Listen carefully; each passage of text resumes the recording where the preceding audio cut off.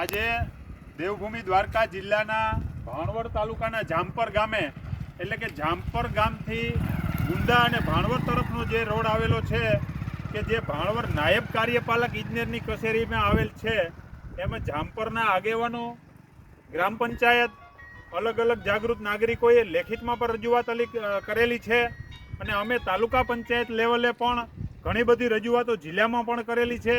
પણ હાલ આવી પરિસ્થિતિ છે આ રસ્તાની અને કાંઈ કરવામાં હાલ આવેલ નથી. નહીતર દિવાળી પછી કાંઈનો કંઈ કમસે કમ રિપેરિંગ તો થવું જોઈએ કે નહીં. હાલ રિપેરિંગ પણ કાંઈ કરેલું નથી.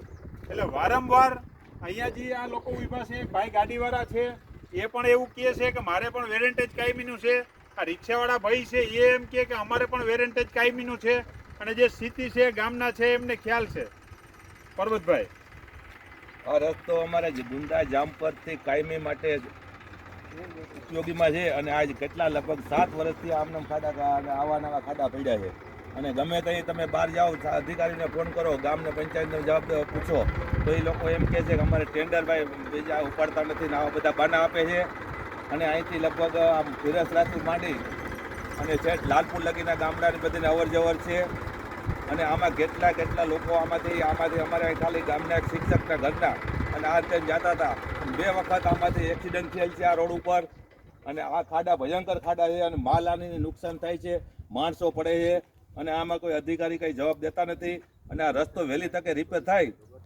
અને આ મુકેશભાઈને હાજરીમાં અમે એને સાહેબને ફોન કર્યો હતા કે તમે છે ને કે તમને કે ટેન્ડર બહાર પડી ગયું છે એવું, તો એ બધાને એવા જવાબ દીધા જ રાખે છે. આજ 2 વર્ષ થયા.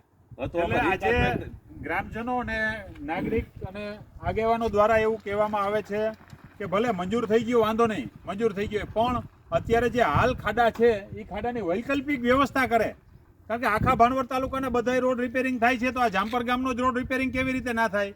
આ જામપર ગામ સામે કંઈ તકલીફ છે, ગુંદા સામે કંઈ તકલીફ છે, કે સાજડિયારી તરફ જાય એમાં કંઈ તકલીફ છે તંત્રને?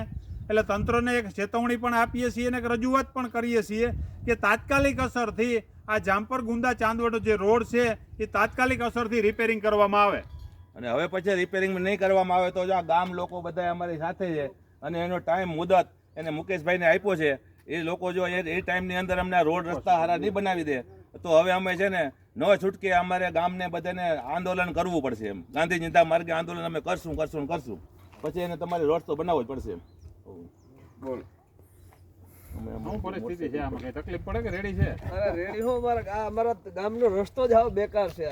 આ 2-3-4 વર્ષ થયા. પછી અમારા ગામના સરપંચોની લોકો બધા મદદ કરતા હોય છે કે થઈ જાય. અમારા જેવાને દેવું હોય ખેડૂત લોકોને કે આમાં માલધારીને જે ખેડૂતને જે રસ્તે જવાનું હોય એની રીતે જાય. પણ શું છે ઉપર બધા એ બધા લોકો તંત્ર કંઈક કરે તો થાય. તમારે કહેવાનું એવું છે ને? એ બધા લોકો કહેતા ટેન્ડર પાસ થઈ ગયું, ઓલું થઈ ગયું. હવે અમારા ખેડૂત લોકોનો, માલધારી લોકોનો બીજો કઈ વિષય હોય નહીં.